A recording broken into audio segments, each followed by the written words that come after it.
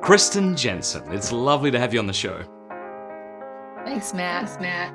We've How known have each you other been? for quite a few years, haven't we? Yeah. Yes. I used to speak a lot about pornography and our paths crossed a bunch, and I've always been so grateful for the work that you've done and continue to promote it wherever I go. So it's really an honor to have you on the show. Thank you. It's great to be here. Now, first thing I knew about you was this fantastic book that you put out, which I recommend to everybody, called Good Pictures, Bad Pictures, Porn-Proofing Today's Young Kids. I don't know what to ask you, except I guess, like, how did you get the idea for that, and then how's it doing now? Yeah. Well, I never really looked to be in this space. I just met a woman, a mom of a large family, and she, unfortunately, her oldest son had been molesting his younger brothers and sisters, and porn was a big part of that. And I realized that the kids needed some warning about pornography. And it felt like a calling, felt like something I was put on the planet to do. So I started writing this book. I did research and I thought, well, I'm going to boil down the brain science so a 7-year-old can understand it. And at the time, a lot of people thought I was crazy to try to warn a 7-year-old about pornography. But the truth is that 7-year-olds were getting into pornography. Nobody was helping them. Nobody was teaching them or warning them. So this book, Good Pictures, Bad Pictures, became, I think, a pioneer effort to warn children in a really comfortable way and to give them a definition of pornography that's age appropriate, a warning about its harms, and a plan so that they know exactly what to do when they see it. And that was all in 2014, and it's been doing great ever since. So I love how it's getting out to hundreds of thousands of families. Yeah, you already touched upon this, but I think that is the kind of reaction a lot of people have had. I think it might be less and less the more I talk to parents. They seem to have finally caught on to the fact that we have to talk to our children about this, whereas maybe 20 years ago it was unthinkable. But I like what you said a moment ago, that you said, let's give them a definition of pornography that's age appropriate. So for those who might be responding to the way those you knew were responding to you when you first started writing the book, who thought you were crazy or thought that this would be just would essentially end up scandalizing children, what do you say in response to that? The objection that we shouldn't be talking to children about these sorts of things at a young age. Well, this is the world. We allow kids to get into this. Now, I'm not saying you personally, but our culture, our society, our world, we have not locked these things down so that children can't get into them. I mean, we pretty much protect children from buying cigarettes and alcohol. Now, I'm sure some kids still get into it, but we have at least in the United States and other countries have decided that these are not substances, these are not things that children should have access to. We haven't done that for pornography very well. So up until, this is the thing, you have two choices. You can do it like it's been done for all these years, and that is don't say anything to your kids and hope, cross your fingers that nothing bad will happen and then they won't get into it. And if they do see it, they'll come running to you right away, even though you never mentioned it to them. That is the old school way. That hasn't worked. That's brought on a generation of addiction and ruined marriages and a lot of other negative consequences. So I think we need to try something different. And for everything else that's dangerous out there, what we do is educate our kids and we teach them, okay, this is a problem. This is why it's a problem. And this is what you do. if you come across this problem. And that's exactly what we should do with pornography as well.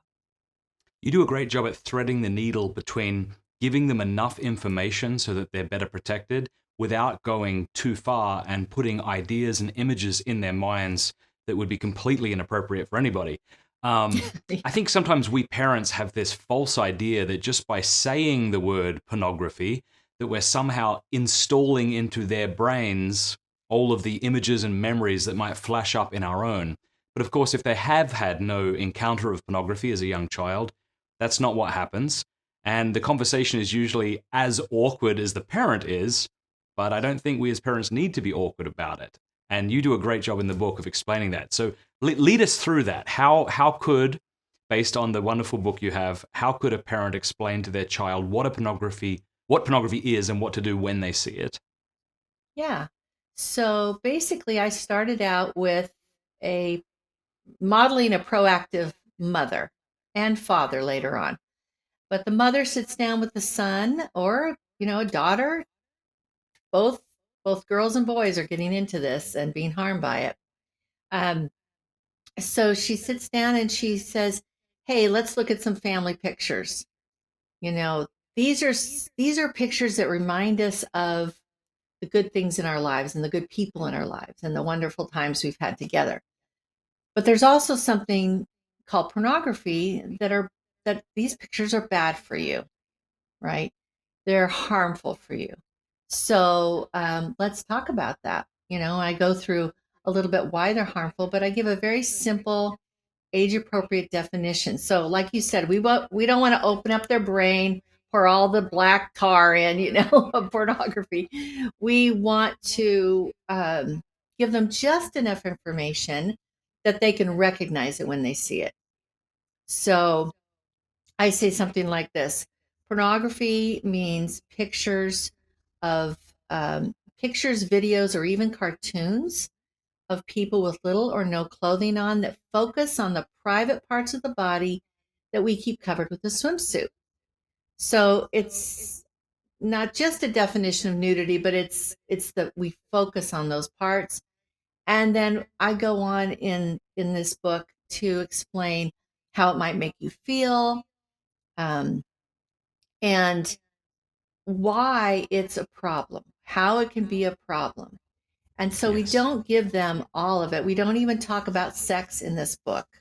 We You can read it to a child before you have had started those talks. However, I think you should talk about sex earlier than you might feel comfortable, because if you don't, you know, media and the porn industry will get in there. So why don't we you know, have the advantage of the first impression, right? Mhm.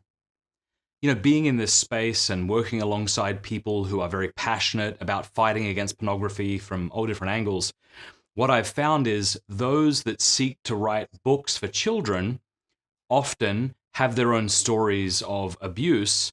And as a consequence, it seems to me, the books end up being a little ominous and, um, I don't know, just sort of an oppressive feel to them. And your book is the exact opposite of that. It's just, I don't know how to say it, beautiful, innocent. Even the illustrations are so lovely, so that a child, if they were to be read this book, I don't think would think, oh, this is a different type of book, that we're reading about bad things. Because it's so beautifully Right. presented, it just reminds me of any other beautiful children's book. I thought that was really cool how you Yeah. did that. Well, I felt that the illustrations needed to be soft and classic, um, watercolor. And I had a friend who did watercolor, so I brought her on board. And and I think it was a good decision. I do. They're classic. They'll never go out of style. And they reassure a child. It's just a calm feeling in the book. And the thing that I hear most, if you look at the thousands of reviews on Amazon, you'll see that so many parents say this was so comfortable, so Mhm. comfortable to get into, because basically we're just teaching kids about the science of their brain and how it can be impacted by these pictures. And so when you just, you provide the context for children, you, when you go into it, just like you're reading a book, just like any other picture book, any other children's book, um, they're comfortable, you're comfortable. So it's a much more comfortable experience. And I don't know that I set out to like do that because I hadn't seen any other books. I just, you know, did the best I could with a lot of help from other people that were smarter than I am. And so it came together, but it took like 3 years. So it wasn't, I thought it would be quick. I thought it'd be like a couple of, like a couple of weeks, in the summer. But no, no, no, no. I was wrong about that. Yeah, I and I was think wrong. like when I used what you just said in the book, having learned from you when I spoke to my 7-year-old, I said pornography is pictures of people showing parts of their body that their bathing suit should cover. If somebody ever shows this to you, or if you ever see it, and then I give multiple instances where one might see it. I don't say something like Yeah. Google, pornography is that thing that you'll find on Google when you type it in and press enter. You say Yeah. pornography, you might see it in a newspaper or a magazine or on a billboard or on the computer or but after I've said that to them, of course, the next question is, well, if it's bad for them, why would they do it? And you've got a great illustration about, I think, rat poison or mouse poison. How does that go? Yeah, yeah. At the end of the book, it we talk about, so it's the father is talking with the son, and they're in the garage, and he holds up this rat poison, and he says, pornography is kind of like this rat poison.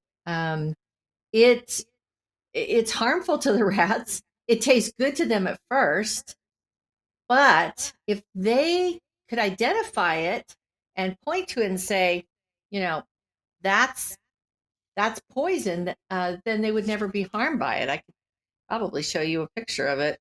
Yeah, I we have a little rat. love it. That's poison.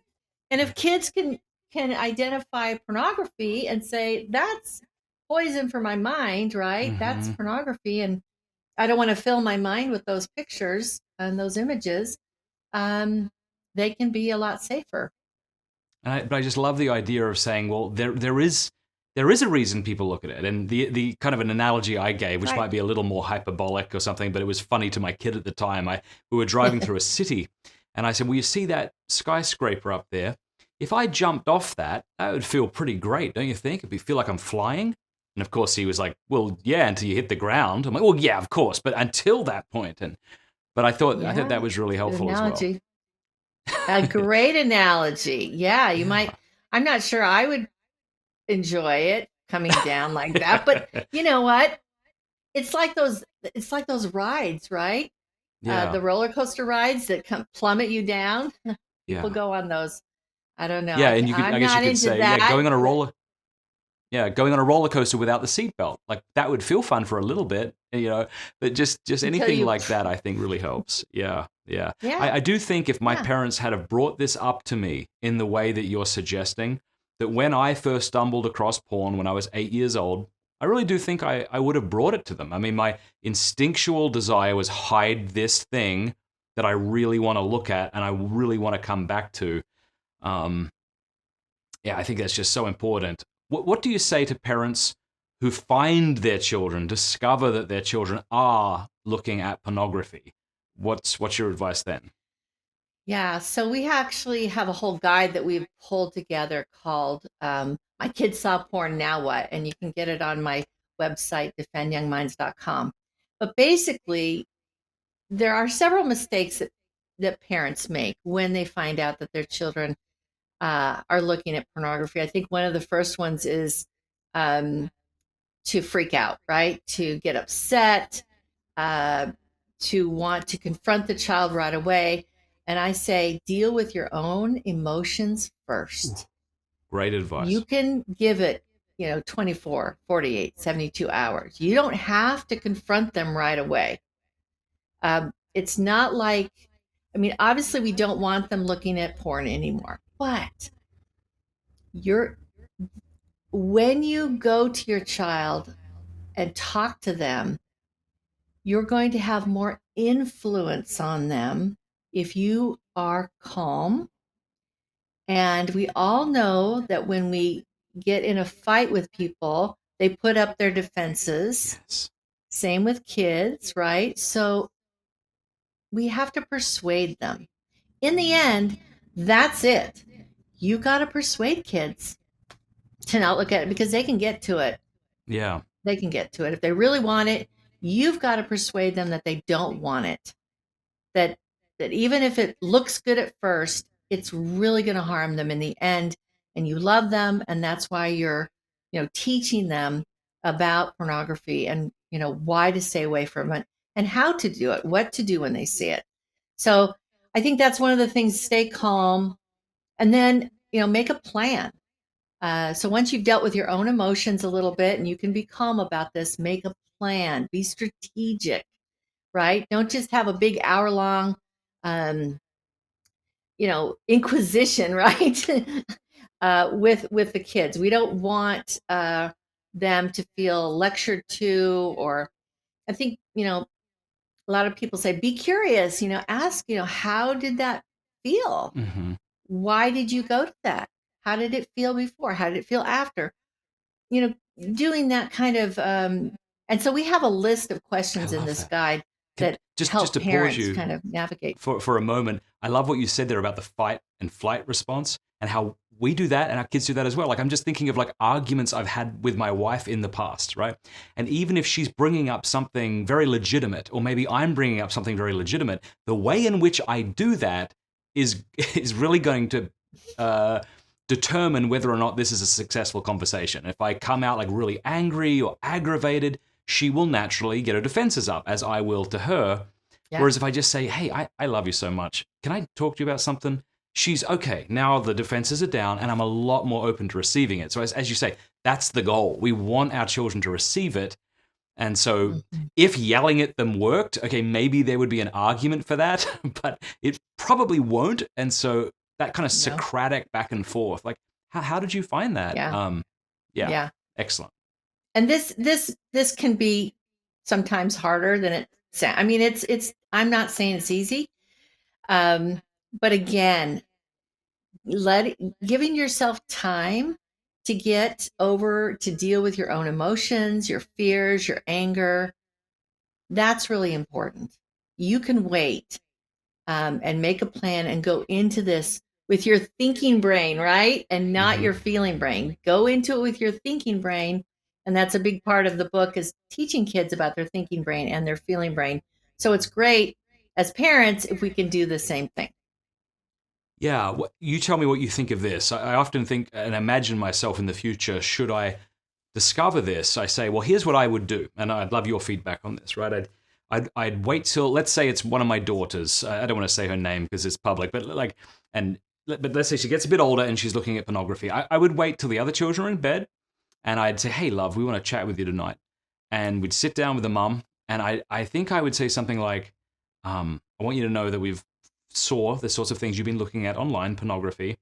I'm so glad this has come to light, because now we can deal with it. And I want you to know that you could never do anything to make me love you less. You could try, but you would be unsuccessful. And yeah, something like that. Just that sort of reassurance that you're not beyond the pale of redemption, forgiveness, communion, Right. because that is the fear a lot of people who would self-describe as addicts express. They say, if you knew this about me, like you wouldn't want to Yeah. be around me. And I Right. just want to just lavish her with love. But I also want to say to the parents that have freaked out at their children, like, be at peace. I think it's a very understandable reaction when things are Mhm. out of control and you're terrified to act in an irrational way. But it doesn't make it okay, but it is understandable. And if you have done that, I would advise that a parent go back and say, I need to apologize for reacting like this. And not just that, but I think apologize that your child has seen pornography, because if we're Yes. allowing our children screens at school or friends' houses or grandma's house or our house, and then they stumble across pornography and they're naturally curious about it as they ought to be, and then Right. we get angry at them, I think there has to be some ownership taken as parents. Hmm. Like, I'm so sorry that this happened to you. This shouldn't have happened to you. and I want you to know that we're going to put things in place to see to it that this doesn't happen again. What do you think? Right. I think that's beautiful. And when I've spoken like with audiences, teenagers and their parents, I often start that way by Mm. apologizing to them. So you wrote So this book. When was it? 2000 and what? it was published in 2014, but we have a Okay. second edition that came out in 2018. What have you learned since 2014? Like, have you developed the way in which you think parents should speak? Have things changed so much technologically wise that maybe we should take a different approach? Or no, you think, no, that was pretty dead on the money what we got there? I honestly think that the book teaches truth, I guess, and Yeah. I don't think that it's changed a lot. I mean, I Yeah. I think that um excuse me, I am hearing some feedback. Oh, Are you hearing an echo at all? you might be hearing it from my speakers, but Okay, yeah, that's sorry okay. about that. But Okay. we can Um edit this out too. So okay, good. So I would say that the book is founded on some truths that are not really going to be changing just because the yeah, technology changes. Obviously, yeah, the technology changes. You know, we have a lot more. We have TikTok now, and we have these social media platforms that weren't really popular or available in 2014. But the principles still remain. The yes, underlying principles still remain, and that is um, kids getting into sexualized material, especially toxic sexual scripts that are in pornography, learning that sex is something that is dehumanizing, violent, you know, um, and learning that we want to teach them a much healthier, beautiful hmm, version of sex, and the sex that they're seeing on pornography is completely 180 degrees opposite. So I feel like the principles that are taught in Good Pictures, Bad Pictures really haven't changed. I have made some tweaks. Like at the beginning, the science, we were getting some indication of how the brain shrinks in addiction, but we didn't have the science on pornography addiction, you know, shrinking the prefrontal yeah. cortex and some of that gray matter. But now we do. So I've updated the book and I've added Mm. questions, discussion questions, um, just made it, I think, and I've also, I think, added, try to describe some of the harms. Um, for example, I talk a little bit more. I mean, we're talking to a 7 to 11-year-old in this book. So, but I talk a little bit more about objectification and how dehumanizing it is, and that you can kick a ball and you're not going to really hurt the ball, right? But if you kick a person, that's a whole different thing. But if you start seeing a person as a ball and you kick the person, that's kind of what pornography Yeah, teaches you to do. So yeah. I've No, done a little bit that more like that, but I love that. No, these are kind of like, well, I think what's so beautiful about the book is it brings children back into relationship with their parents, and that's what these mhm, activities do is that they isolate us from our parents. yeah, They create a secret life, and that's what it did in my right. life. And so bringing that union back between parents and children, I think, is the best part of this book. Then you wrote another book for even younger children. So first of all, what Mhm. age would you suggest that children be when you read that book to them, and then talk about the book you've written for younger children? Right. So, Good Pictures, Bad Pictures, Porn Proofing Today's Young Kids is the book for 7 to 11-year-olds. And of course, I've had parents read it to 5-year-olds. I've had parents, use it to as an outline for a discussion with a teen. And I've had therapists say that they actually ask their their clients um, to read Good Pictures, Bad Pictures, the people that are coming to them for treatment for addiction, because it so easily boils it down in a simple way. So you don't have to read a 300 or 500 page, Yeah. treatise, a scientific treatise. This really helps to boil it down. Now the junior one is for ages 3 to 6. And I never thought to write it myself. It was parents coming to me saying, "Do you have something for younger children?" And I'm like, Yeah. I'm sure you "Younger thought the children, opposite would be the objection. 3-year-olds?" Yeah. I know. And I'm like, Yeah. "What?" But I looked around and every 3-year-old's on an iPad. So there you go. So I wrote Good Pictures, Bad Pictures Junior. It's very simple. It's Yes. fun. It has little cameras that are hidden. I've read it to my young grandsons. It's very comfortable. And again, it just very simply gives a definition, a warning, and a very simple plan for those kids. Beautiful. Yeah, thanks for doing it. Really, thank you for doing it. As we wrap up, I'm sure you get bombarded with emails from people who are thanking you for these books and have told you real life stories about maybe some of the glory stories that have taken place. Can you share Mhm. one or two with us? Yes. Yeah, I'd love to share two, actually. Okay. So the first one was a mom that read Good Pictures, Bad Pictures to her 9-year-old son.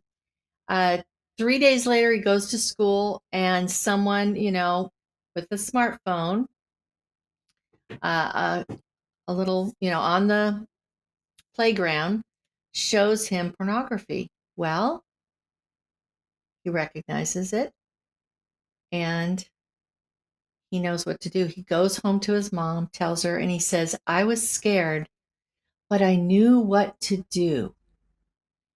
I was scared, but I knew what to do. And you can just feel that, that burden coming off of him. The second story is about a 6-year-old, and his mother uh, talked to him, read him the book. And so he knew what pornography, he could recognize it. He knew that it was harmful, that nobody should be showing it to him. And he also knew what to do. So they were at a friend's house having dinner, and the kids were allowed to go downstairs to grab a toy in the basement. Now, the toys had been put there temporarily because of some remodeling that they were doing upstairs. So he goes down, he's looking at the toys, trying to pick one, and the man who's renting the apartment down there comes up, shows him gay porn on his phone, says, "Hey, come here, I want to show you something." Yeah. And the boy immediately recognizes that what he's seen is pornography, that this man is showing him pornography, and no adult should ever show a child any bad pictures. He goes upstairs, he tells his mom, and that was the end of that. And that's why I say that, you know, teaching your kids porn refusal skills, right? Hmm. Teaching them, to recognize and reject it and report it not only keeps them safe from addiction and from all the other, problems of pornography, but it keeps them safer from actual hands-on sexual abuse. Yeah. And because pornography is used to groom kids for sexual abuse by adults, even by other minors. So I think kids are safer all around if we'll just be realistic about the world that they're growing up in, and prepare them and arm them. Yeah, that's awesome. We've spoken about two categories of kids, right? Prior to them seeing pornography, explaining what it is and what to do, perhaps what to do when we've discovered our children watching porn. I think there's a third category that I just want to address, and that might be the children who've grown up that we as parents actually never talked to about this because we didn't have this podcast or we hadn't read that book. So, one thing I would advise any parent who's watching right now, maybe your kid is 12 or 15 or 40, you could take this discussion as a platform to have a very, maybe an awkward, but hey, awkward's the new black. It's okay. Awkward conversation with your child. And it doesn't have to be awkward. I'm joking, of course. But you might say something like, hey, I listened to this podcast. You could even send them the link. And it occurred to me that I never spoke to you about this. And I'm really sorry that I never brought this up. I know how easy this is to fall into. I want you to know that if you ever get involved in this and you want help, I hope you know you could always come to me. And I know it takes a ton of courage for people to admit when they need help, and we would absolutely help you. Now, I don't think you should share this expecting a confession but just that your child knows that they're not outside of the realm of communion if this is something they're involved in, could be the beginning of a future conversation that could be really healing for both of you. Absolutely. And I know many people that, they've never told their parents, or they were adults before they told their parents, and they struggled all alone. So I think that's one of the most beautiful gifts a parent can give a child, is just to know, A, I'll love you forever no matter what, but B, I'm here to help. And I apologize for not being more aware and not understanding, the problems of this. And, I want to help if I can. So I think that's a beautiful suggestion. And I hope people will take you up on it. Wonderful. Well, we're going to put links to both of your books in the description below. I would advise that people not just buy one, but if you have the means to buy several, because that's every time I've done that, I've bought several copies and I've just given them to friends because our children are only as safe as the places they hang out. So we have a vested interest in our friends and community also educating their children about this. But where else can people learn about the work that y'all are doing? Yes, you can go to defendyoungminds.com. You can go to on our social, Instagram, Facebook, Twitter at defendyoungminds.com. So, at Defend Young Minds. So, yeah, we are really do a lot of outreach, and we have a lot of free guides, a lot of great material. We really try to, walk with you as parents and help you with all the challenges and today really is a very challenging time to raise children. I think it's the most challenging time. And so we try to give you the tools, resources, information to raise, empowered, resilient, screen smart kids. That's what we want to do. Awesome. Well, Kristen, God bless you for the work that you're doing, and thanks for being on the show. Thanks so much, Matt. I appreciate it.